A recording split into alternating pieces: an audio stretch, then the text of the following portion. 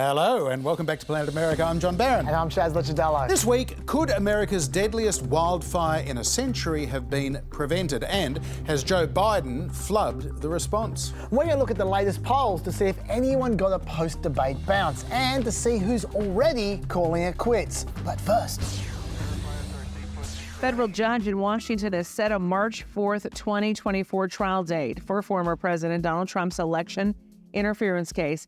This trial does land in the middle of the Republican presidential primary season, and it could impact the election. Yeah, it could, if Trump hasn't already knocked out his rivals from the Republican nomination by then. The judge ignored pleas from both sides. The prosecution wanted an earlier January start date.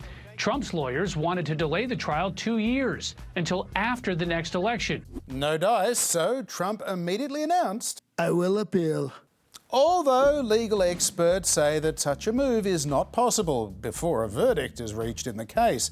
So, here is how Trump's busy legal and electoral schedule is now looking. On the day of the Iowa caucuses, January 15th next year, the defamation case brought by E. Jean Carroll begins in New York, although Trump is not required to attend that, but he does have to be in court for the 4 criminal prosecutions, starting with the DC election case booked in now for March 4. That could see the hush money case in New York delayed. The classified documents case is due to start in late May.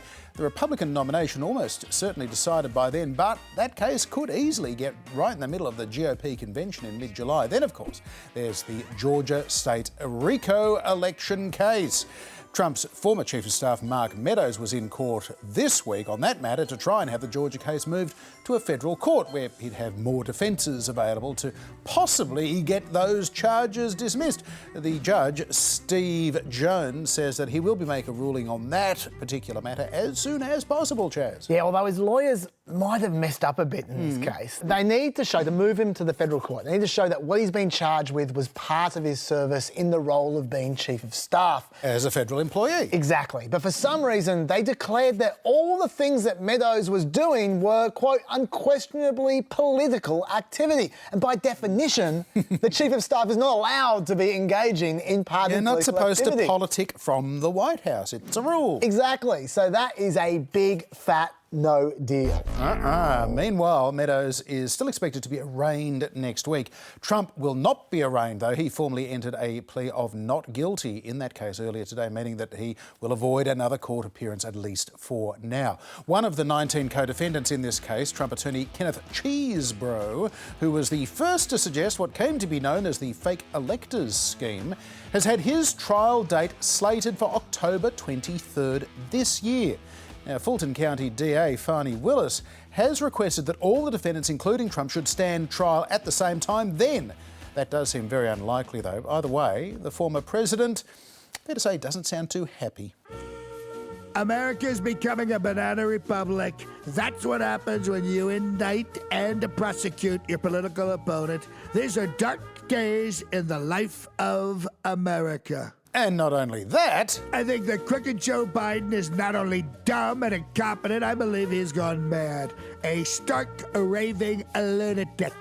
Okay, well, leaving aside the heavy traces of projection in those posts, I'm not sure Trump's accusations of election interference via the law are landing quite as well as he'd hope. 59% of people, for instance, are saying that the January 6th indictment was based on a fair evaluation of the evidence and the law. And that includes 64% of independents and even 23% of Republicans. 61% of people are saying that the January 6th trial should take place before the 2024 election. They're not worried about election interference. That includes 63% of independents and 33% of Republicans. And furthermore, while 45% of people are saying that the Biden administration used the Department of Justice to investigate political enemies with little or no evidence of wrongdoing, 53% said the same thing about the Trump administration. Nevertheless, Trump has at least convinced House Judiciary Chairman Jim Jordan of election interference going on. That must have been rather difficult for him. Yeah, I don't know how he did it. But Jim Jordan has announced that he'll be launching a probe into the Georgia indictment, at least because he feels the circumstances surrounding Fani Willis's actions raise serious concerns about whether they were politically motivated. Here's the thing, John. I can't get past this. On one hand, Trump supporters like Jim Jordan are accusing prosecutors and judges of trying to sabotage Trump's primary campaign by holding these trials in the middle of the primaries, right? But at the same time, they are simultaneously maintaining that those same indictments are helping Trump win the primary. I mean, this take on the mugshot, for example, was way over the top. Now he joins Frank Sinatra, he joins Elvis Presley, he joins Johnny Cash and Tupac Shakur. And he didn't only know some of these people, meaning he is now seen by non-political folks as a rebel, an outsider with swagger. And as one black lady I spoke with earlier today here in New Orleans said, Trump's a gangster.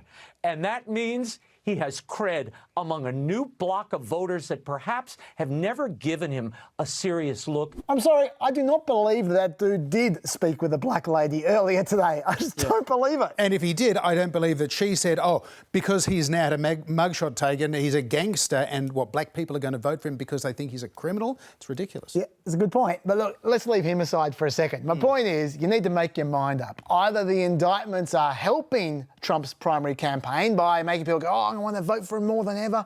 He's got swagger. Sure. Or they're not helping his primary campaign.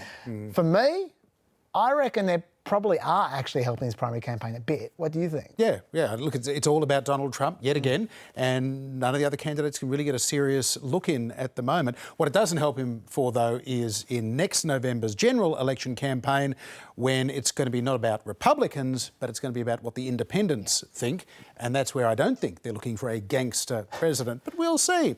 It was revealed earlier today that during a 7-hour interview under oath in New York in that civil fraud case brought against Trump and his company by the State Attorney General Tish James, that Trump claims to have saved, quote, millions of lives by avoiding a nuclear holocaust involving North Korea, before then predicting, rather worryingly, Chaz, I think you might have a nuclear war now. Or, hang on. He hasn't been president for 3 years. We're not in the middle of a nuclear war. Well, yes, you could well say still preventing nuclear war even from Mar-a-Lago. That's how good he is. Oh, it must be the mugshot. Yeah, I think so. Now, in a week when the state of Florida has again been battered, this time by a Category 3 hurricane, questions remain about how the government has responded to the wildfires on the Hawaiian island of Maui. The death toll from last month's fires stands at 115, with the search of burned-out buildings completed this week. The recovery efforts have now turned to the waters off the historic town of Lahaina, where some residents swam out into the ocean to escape the inferno. At the moment, 388 people remain unaccounted for, although officials do say they don't expect the death toll to rise all that significantly from here. But either way, it is already the deadliest wildfire in the United States in well over a century. And plenty of questions have been raised about how the disaster was handled as it unfolded, as well as how well local, state and federal authorities have responded in the aftermath. Now, look, to be fair to Hawaii's leaders, there has been a big jump in the risk of wildfires in recent times. For perspective, we've had 6 fire emergencies this August. We had 6 fire emergencies between 1953 and 2003. But on the other hand, they've had warnings. Back in 2018, they had a very similar scenario, but on that occasion, the winds stopped at the very last minute before disaster. Many of the potential causes of this fire were raised as significant problems requiring attention back then as well. And what happened? Well, at the time, the State House held a sparsely attended briefing on wildfire. As the organiser said, people didn't even come to the damn hearing. So not much happened at the time. And then this year, the governor prepared a memo declaring a lack of public investment necessary to avoid, fight and clean up wildfires, despite increasing risks from wildfire. So they were warned. Not a complete surprise. But then there were the specific ingredients of this particular disaster, which are still being heavily contested. Firstly, Hawaii has the largest single integrated public safety outdoor siren warning system in the world, but they didn't use it during the fire. The emergency administrator said this was because the public is trained to seek higher ground when they hear those sirens, they're for tsunamis. And the administrator feared that people who heard the sirens would just head to the mountains where the fire was. Then there was the fire department's water supply. The fire crews found that their water pressure was increasingly feeble, and as the fires grew, their hydrants became largely useless. So what was going on there? Then, while the fire bore down on Lahaina, people found themselves trapped in their cars, unable to leave town. We're all trapped down in here. They're blocking off all exits, and everyone is just stuck, going in a circle in a fire pit. As it turned out, the only paved road out of town was blocked. Car after car was turned back because there was supposedly a police barricade there. Reportedly, this was because of downed power lines, but one wonders about the comparative risk there, because those who swerved around the barricade were safe, whereas those who stayed put in their cars in Lahaina were not. Finally, we're already seeing lawsuits where Maui County is suing the Hawaiian Electric Company for failing to disconnect power lines that were at risk of toppling in the high winds and then causing the fires. Now, the power company says that their lines were disconnected hours and hours before the main fires started. So who knows? There are plenty of claims and counterclaims and misinformation flying around everywhere. It's incredibly hard to know what to believe, unless you happen to have on hand a disaster expert who is just on the ground in Hawaii, John. Yes, indeed. No segue, Chaz. Josh Stanbro is Hawaii's former Chief Resilience Officer and Executive Director of the Office of Climate Change. And he shed some light for us on why the water pressure failed for the firefighters. What we understand is that as the fires burned, they actually burned pipes that were plastic, delivery pipes. And once they melted, the system depressurized because essentially the water was running out on the ground through these pipes that had melted. And so you had a situation where there were firefighters trying to plug in their hoses and weren't getting water pressure in certain areas. And Josh Stanbro also explained the confusion surrounding those roads that were supposedly blocked by police. I know in some cases they're talking about, blockades on roads and stuff. I mean, what this was these were poles that had been knocked down in the wind, and then traffic cones and barricades, had been put up to warn people who were headed down those roads not to crash into them. And people had to make their way around those. And that's just a normal, sort of public safety function. There's a million different stories out there. The real story, I think, is that these kind of tragedies happen when people don't understand the risks that we're really facing in terms of these elevated climate disaster scenarios that are more and more common, unfortunately. And I think it really means that people have to be really aware, and folks should be jumping in and helping, providing, assistance rather than, shooting video. Honestly, in a lot of these cases, this is a matter of, neighbors helping neighbors is really the key to a lot of folks, coming out of this alive. Well, now let's have a look at the bigger picture. Joining us is Jeff Slagle. He's the director of the US National Centre for Disaster Preparedness. He advises leaders of governments of all levels, and he's also author of the book Rethinking Readiness, a brief guide to 21st century mega disasters. Jeff, welcome to Planet America. Thanks for having me. So do you think that anything more could have been done in terms of pre-planning or the response to have reduced the human and also property toll of this fire? Yeah, I think the short answer to that question is yes, but with the caveat that in any sort of a disaster, of course, in retrospect and as part of the after-action process, we'll always uncover more that can be done and should be done.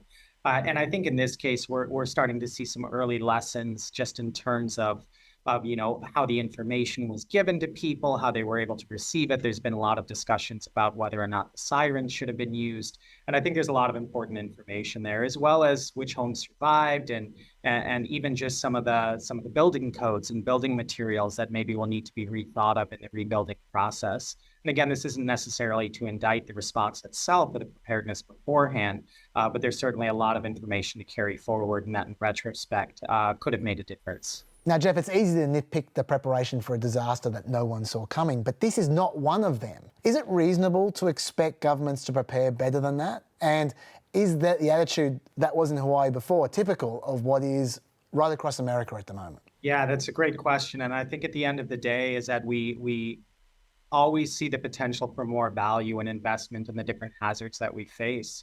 And these budgets have trade-offs. If we put more money into disaster response, does that mean that we're putting less into education, less into roads and things like that? I'm of the mindset that we do need a lot more in preparedness, and that a lot more spending in preparedness will pay off in less lives lost and less livelihoods lost as a result of this. And unfortunately, the point that that you're making, that we're seeing in Hawaii, we do see across the country and really across much of the world. There's a huge incentive for things that are very immediate, things like disaster response, not disaster preparedness. Things like building a new building, not restoring buildings or doing the kind of maintenance and construction that would actually prevent things from happening. So prevention is always a much more valuable investment, but a much harder case to make. And nowhere than in disasters and in actually in health we see that case being so hard to make with such a huge payoff when it actually is done right.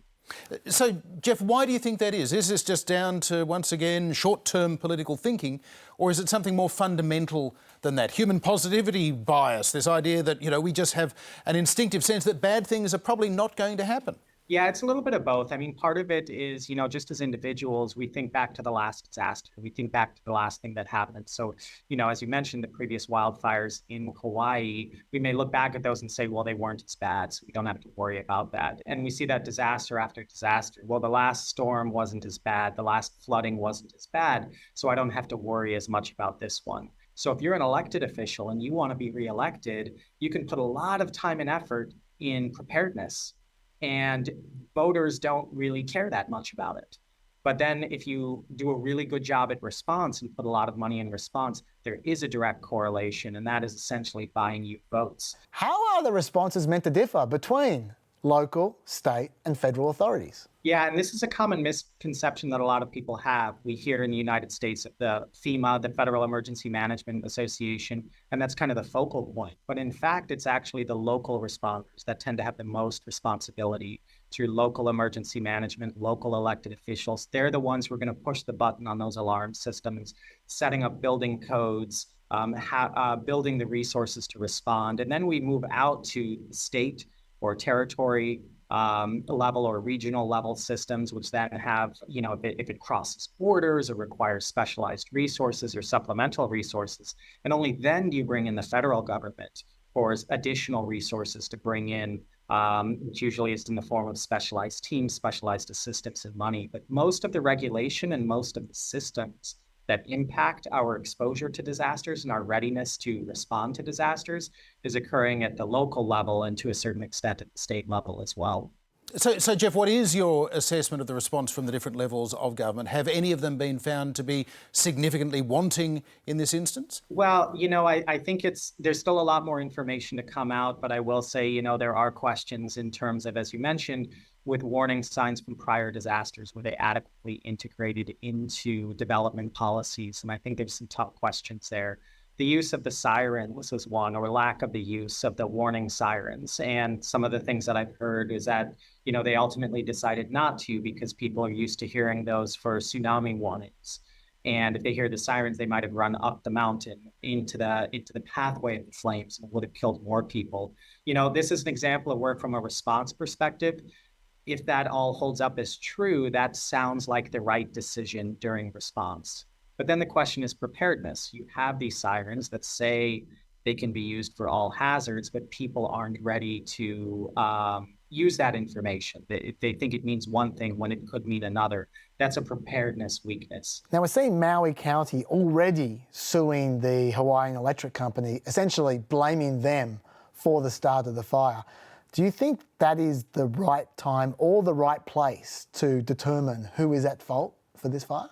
I think there'll be a very extensive inquiry to determine who is at fault in terms of the ignition.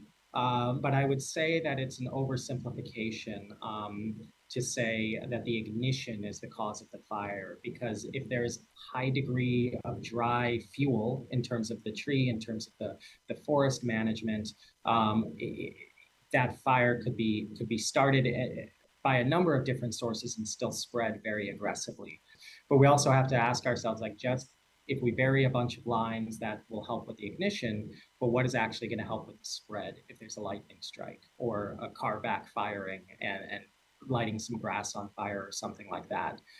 So again, there's no simple answer in terms of a cause of something like this, but certainly I think we're going to see a lot of inquiry into the cause of ignition. Jeff Slagle, thank you for joining us on Planet America. Absolutely, my pleasure. Back to the election campaign, and so far there have been 6 national Republican primary polls since last week's first candidate debate. And for campaigns looking for glimmers of hope, there are a few faint ones, but also cause for real concern. A New York Post poll last Friday had Ron DeSantis plunging down into the single digits, although still in second place technically. Meanwhile, an Insider Advantage poll had him back up at 18%, within 27 points of Trump. Ramaswamy, meanwhile, hit 11% in a Morning Consult poll this week. Nikki Haley cracked the same score in that Insider Advantage survey. Pence and Christie also had some better polls, but overall, if we average out all of those post-debate polls, little, if anything, has changed since the debate.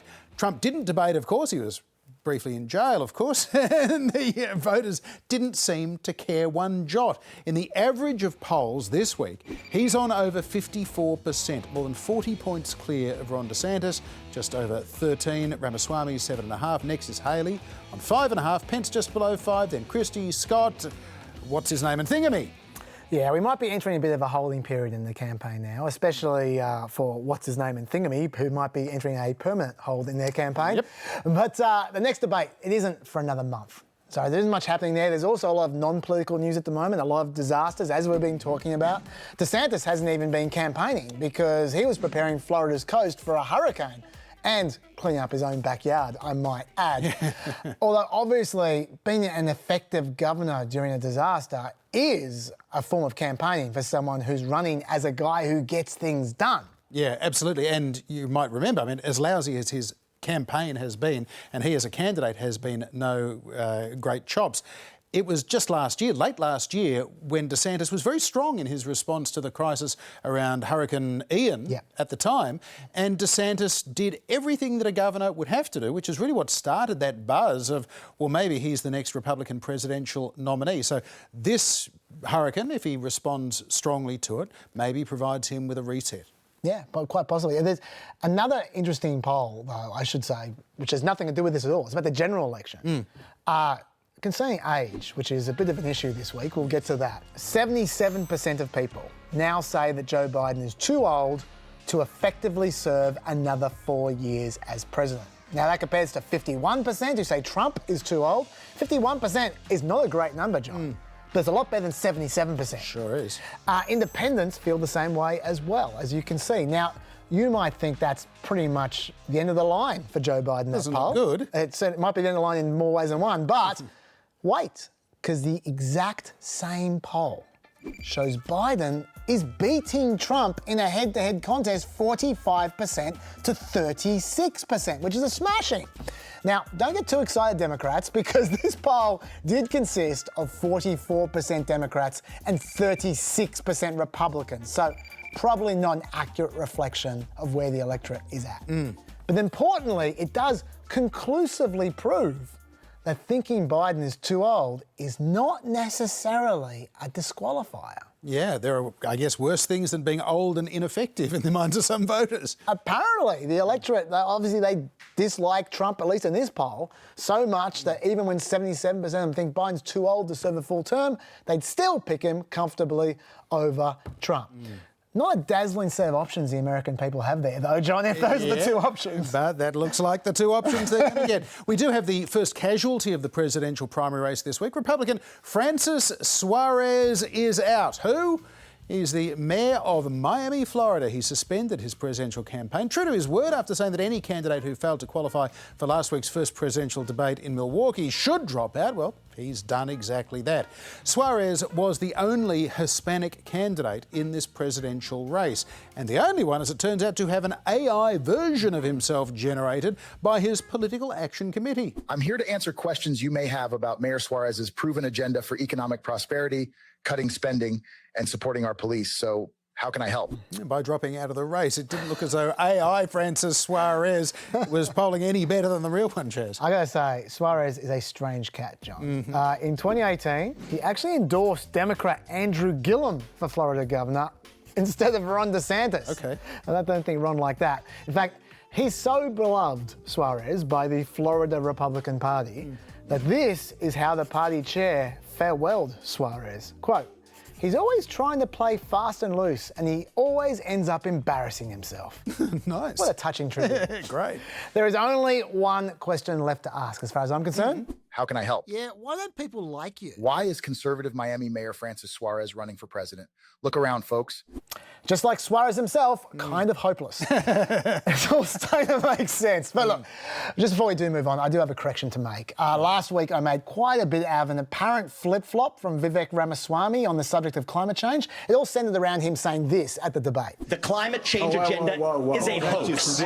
The climate change agenda is a hoax. And I know that he previously acknowledged the existence of man-made climate change, and yet here he was saying climate change is a hoax. But actually, he said the climate change agenda is a hoax. The climate change agenda is a hoax. And he said twice, the climate change agenda is a hoax, which actually is kind of a different thing. Still not a super environmentally friendly thing, I might add, but that wasn't what I said. I was wrong. So let's not make a big deal out of it, but it wasn't... Guys, is that necessary? John, can we move on? Let's do that. Over the years, only a few presidents have ever looked at trying to make a comeback. Are you prepared to take the oath of office as President of the United States? I am, sir. After being appointed president when Richard Nixon resigned, Republican Gerald Ford narrowly lost the election of 1976 to Jimmy Carter, and he wanted a rematch in 1980. Trust is leveling with the people before the election about what you're going to do after the election. But Ford opted out of a campaign when the more conservative Ronald Reagan seemed unstoppable. Ford also considered an offer to be Reagan's vice president, but he decided against taking a demotion. Our party can truly feel that we have held the faith. After being turfed out of the White House in the election of 1932, another Republican, Herbert Hoover, was keen to run again against Franklin Roosevelt and his New Deal policies. He considered runs in both 1936 and 1940. Republicans, you go into battle for the greatest cause ever entrusted to the government of mankind. But party bosses made it pretty clear that old Herbert Hoover was seen as being very much of the past, not the future. And that past included not doing much to stop the Great Depression. Theodore Roosevelt was vice president to William McKinley when he was assassinated just 6 months into his second term in 1901. So Teddy Roosevelt became the youngest ever president at just 42. He won the presidency in his own right in 1904 and could have run for another term 4 years later. But until then, American presidents had all followed the precedent of America's first president, George Washington, to only serve a maximum of 8 years in the White House, the thinking being they wanted to avoid a return to monarchy. So, Teddy Roosevelt stepped aside in 1908, clearing the way for his rotund Secretary of War, William Howard Taft, to win the presidency. But 4 years later, Teddy really wanted to come back, and at that stage, nothing in the Constitution actually prevented it. Roosevelt first tried to wrestle the Republican nomination away from President Taft. When that failed, he set up his own political party, the Progressive or Bull Moose Party. The principles for which we stand are the principles of fair play and a square deal for every man and every woman in the United States. And remember, that was still 8 years before American women were even allowed to vote. On Election Day 1912, Roosevelt won about 500,000 votes more than Taft, but still finished second behind Democrat Woodrow Wilson. Teddy had split the Republican Party and their vote. In fact, there is only one man who has done what Donald Trump is attempting to do in 2024. His name, Grover Cleveland. Super Grover! Wrong Grover. No, that's Grover Washington. There he is! America's 22nd president, Grover Cleveland, who was also America's 24th president. And here's how it happened. In 1884, Cleveland became the first Democrat to win the White House since the Civil War 2 decades earlier. And after his first term, Cleveland won the popular vote in 1888, but he lost the presidency in the Electoral College to Republican Benjamin Harrison. 4 years later, the Democratic Party wanted old Grover back, and so did the American people.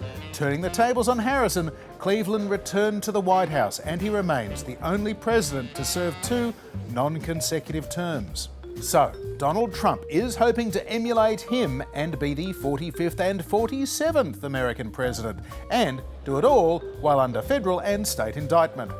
The Constitution has now changed, so Trump can only serve 4 more years, although he has suggested he might try and change that too. And if Trump is somehow denied the Republican presidential nomination in 2024, many in the grand old party fear that he might instead try and pull a Teddy Roosevelt and run a third-party spoiler campaign, ultimately handing victory to the Democrats. Which, as we have been talking a little bit this week about the wildfires in Lahaina in Hawaii, President Biden and First Lady Jill Biden did travel to the island of Maui last week, almost a fortnight after that wildfire devastated the region. Well, hello, people of Maui. You've shown such absolute incredible courage. That's not hyperbole. I want you to know, on behalf of the United States of America, all the nation, the American people stand with you. And President Biden did as he often does in these sorts of tragic situations. He empathised through personal experience. He talked about the death of his wife and daughter in that car crash in 1972, which also left his 2 sons seriously injured.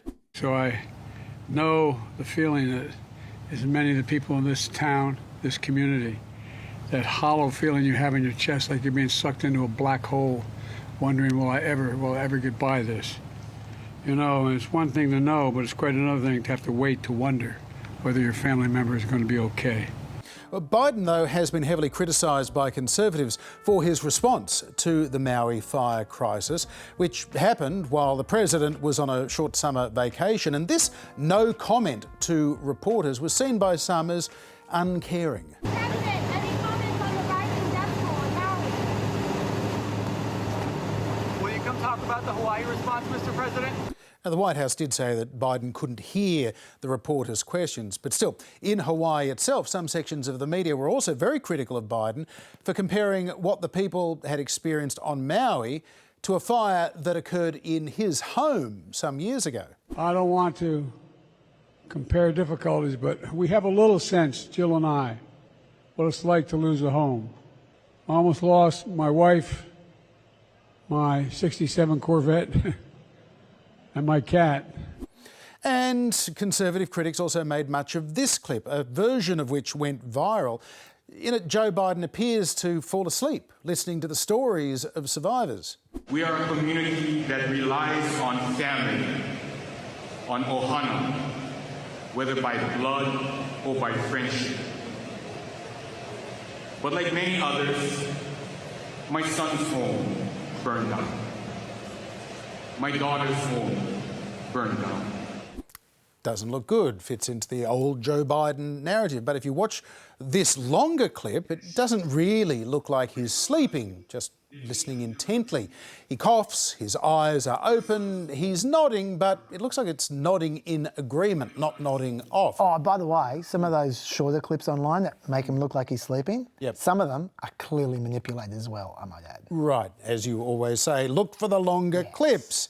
But the fact is, even though his critics are over the top and in some cases very mischievous, at 80 years of age, Joe Biden is showing his age. His remarks in Maui did not project the kind of command and confidence that Americans probably expect from their commander-in-chief when they're called upon to be consoler-in-chief. I did watch the entire speech, and Biden stumbled over names several times. He misread his notes repeatedly.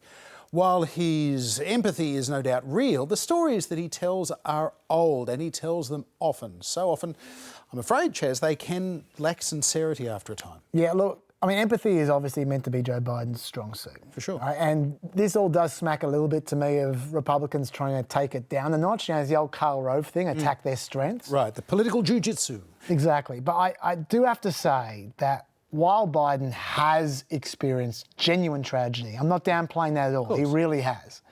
His tendency to jam one of his 3 tragic tales into almost every situation is getting a bit wearing, at least for me, especially given that he at times exaggerates them quite a bit. Like, for instance, the fire story that we referred to before. Yep. That's the story about how he said he almost burnt down he lost his house. Yep. This is another example where he talked about it. And I haven't had a house burned down with my wife in it. She got out safely, God willing. I almost had my house burned down with my wife in it. Thank God she got out. Okay, here's the truth. It was actually just a small fire in Biden's kitchen from which no one was injured and which was under control within 20 minutes. And yes, Biden is not directly comparing his kitchen fire to Maui. He explicitly said he was not. Yep. But if the remains of your loved ones just became ash, you probably don't want to hear a light-hearted story about the time that Biden's cat got a bit scared, which is the one he just told then, right? Another example of this is the way that Biden often works the death of his son, Beau, also a tragic event, into his attempts to empathise with the bereaved, especially in the military situation. Now, sometimes he'll put some mayo on that story to pretend that Beau died during the Iraq War. He'll talk about bringing him home in a flag-draped coffin, when the fact is Beau actually died 6 years later from a brain tumour. And at least one mum of a fallen soldier was not at all impressed. When Joe Biden, our elected president, entered the room, when he approached me, his words to me were, my wife Jill and I know how you feel. We lost our son as well and brought him home in a flag-draped coffin. My heart started beating faster and I started shaking, knowing that their son died from cancer and they were able to be by his side. Also wondering how someone could honestly,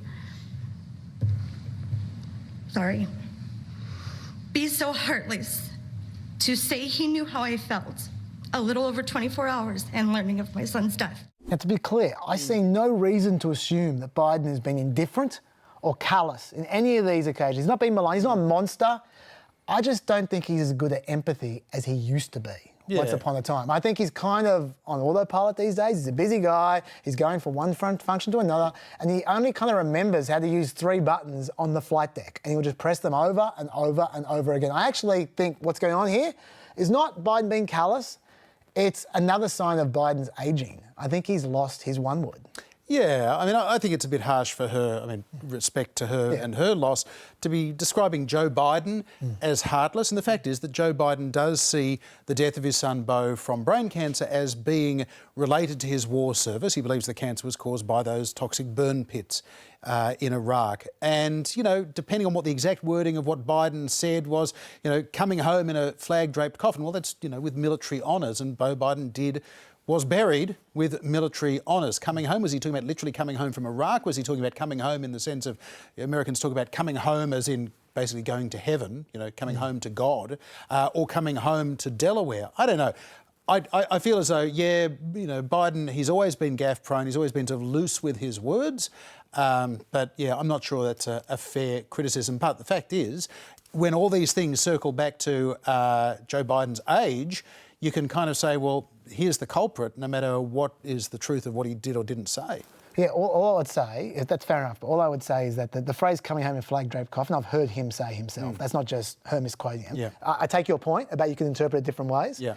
But when he's saying that, he's not saying that for the fact checkers, even if you can get away with it through a tightly worded fact check. He's saying it to victims of whose kids have just died in Iraq, and he should be. If they're not impressed with it, then he's failed. The empathy is not for the fact checker; it's for them. Yeah. So that's all I would say. Maybe he's just modifying the truth in an attempt to sympathise, empathise, whatever. And he used to be really, really good at that. Yeah, okay. Interesting. Well, look, age isn't just an issue for Joe Biden at the moment. Of course, Trump himself is 77. That is older than Ronald Reagan was when he left office, and Trump's trying to go back for another 4 years. And then there are all these questions now around the health of 81-year-old Republican Senate Minority Leader Mitch McConnell, who was hospitalised earlier this year, you'll recall, after a very serious fall. He suffered a concussion then. Well, he returned to work, and then he experienced some kind of episode during a press conference in late July. Well, it happened again this week during a press availability in Kentucky. Running for re-election in 2026. That's right.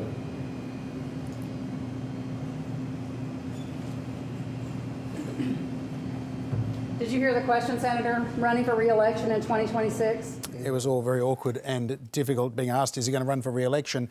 And he can't get a word out, freezing for about 30 seconds in total. President Biden, though, he suffered himself 2 brain aneurysms and nearly claimed his life when he was in his 40s. He said that he's spoken to Mitch McConnell after that latest seizure. He describes McConnell as a friend of his across party lines. And the president also gave a little bit of a medical explanation, which was interesting. It's not at all unusual to have the response that sometimes happens to Mitch when you've had a severe concussion. It's part of the recovery. And so I'm confident he's going to be back to his old self. Which is interesting. Biden refused to answer reporters' questions as whether he thought McConnell should run again in 2026. But it's interesting to see a Democratic president defending the Republican Senate Minority Leader. Yeah. Although I think, for me, the reason I was uncomfortable watching that was not because of the freezing. It's because he looks a lot worse than he used to, even without the freezing. Yeah. He's aged a lot in the last few months. Yeah. Sure. And so I don't want to be insensitive because he may not be around too much longer. Sure. But I think there are 2 seriously significant repercussions if Mitch McConnell either retires or dies in the next few years. The first of which is involving Ukraine. Now, the Republicans as a party have turned against funding the Ukraine war at this point in time. Trump's against it, DeSantis is against it, Vivek Ramaswamy is against it. Yeah, and 60+% of the Republican voters are against it as well. In some polls, 70%. Right, so it's becoming tougher and tougher for Biden to push through extra funding for Ukraine. There might be a shutdown in the government over that in the next few weeks. Mitch McConnell is the reason any funding gets through the Senate whatsoever, because he is very, very, very pro the Ukraine war. He's the one guiding it through. If he is no longer leader, even if he's replaced by someone who is still pro-Ukraine, they're not going to be as pro-Ukraine as he is. And I think there's a very good chance that the moment he either retires or dies, the Ukraine war becomes defunded.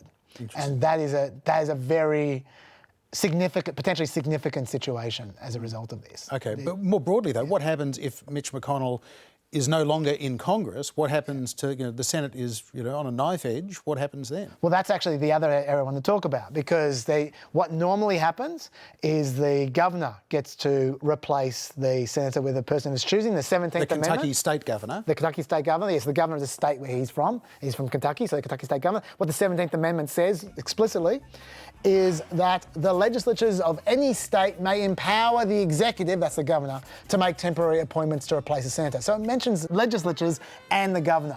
Here's where it gets weird, or at least confusing. The governor is Andy Beshear, who is a Democrat. The legislature are Republicans, so they will disagree. And Mitch McConnell is obviously a Republican. Now, normally the governor would appoint someone from their own party, so Beshear would replace Mitch McConnell with a Democrat. Right. So whereas in Australia the convention usually is you replace a senator with somebody of that party, you're saying the convention in the US is. No, you take that seat if you can, if you're from a different party. Well, each state plays it their own way. Yeah. Now, there's nothing stopping Beshear doing that, theoretically. But the legislature are across that. And so they put forward a bill last year which said that Beshear would have to select from a panel provided to him by the legislature. So they'd all be Republicans. Yeah, of course. Okay? And then Beshear tried to veto it. He said in the veto that they were unconstitutionally restricting the governor's power to fill Senate vacancies, and that it was also unconstitutional under the Kentucky State Constitution, which says the governor shall fill vacancies by appointment with no conditions, no qualifications, and no limits. Then they passed the bill over the top of his veto because they had a supermajority. So that it's now law. Right. But he says it's unconstitutional. So is he going to defy the law and just say, I'm going to appoint a Democrat, sue me? Yep. The Supreme Court may come down to deciding whether that is a Democrat or a Republican. And the reason why that matters so much is because the Democrats have a terrible 2024 Senate map ahead of them. They're going to lose seats, right? This extra seat, if they get from Mitch McConnell's absence until 2026, may be the only thing that allows them to keep the majority for 2 more years, which obviously would be massively significant. And it all comes down to the Supreme Court battle over whether Bashir gets his way against the state legislature. So it's really, really interesting. Yeah, it sure is. And then there are all these questions around the 90-year-old California Democrat, Senator Dianne Feinstein, who is in even apparently worse state of health than Mitch McConnell is in, barely functioning, barely able to vote aye in some votes. But she's head of the Senate Judiciary Committee, and Republicans have said if she has to retire, is unable to serve or dies, we will not allow you to reappoint somebody as chair of the Senate Judiciary Committee, which means Democrats lose a vote, which means Biden may lose his ability to appoint judges.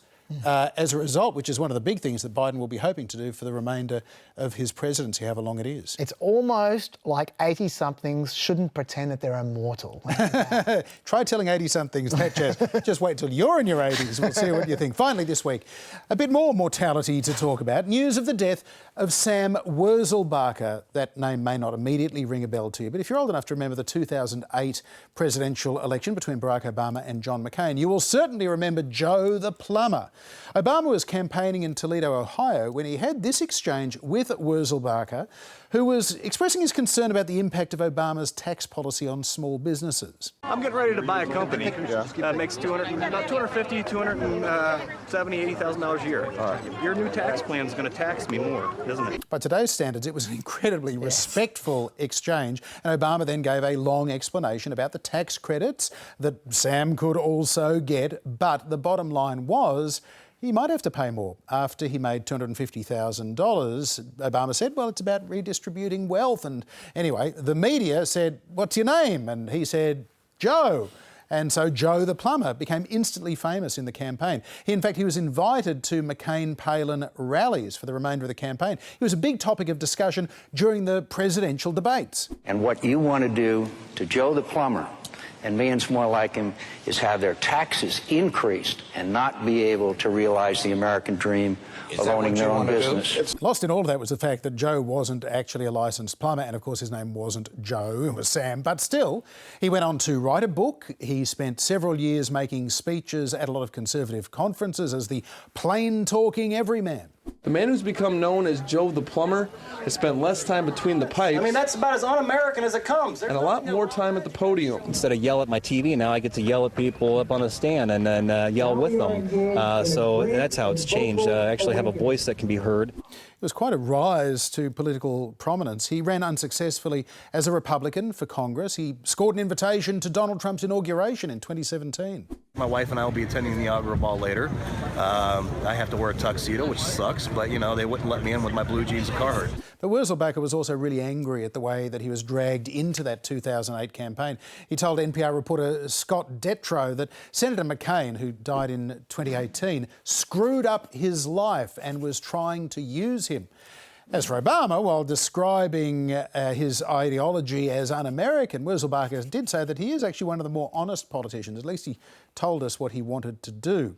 Well, Sam Wurzelbacher was diagnosed with stage 3 pancreatic cancer late last year. He didn't respond to chemotherapy and he died this week, leaving behind a wife and 3 children under the age of 10. He was just 49 years old. It's tempting to, again, try and use Sam as an example, perhaps the American health system failing to prevent or identify his illness until it was just too late to treat.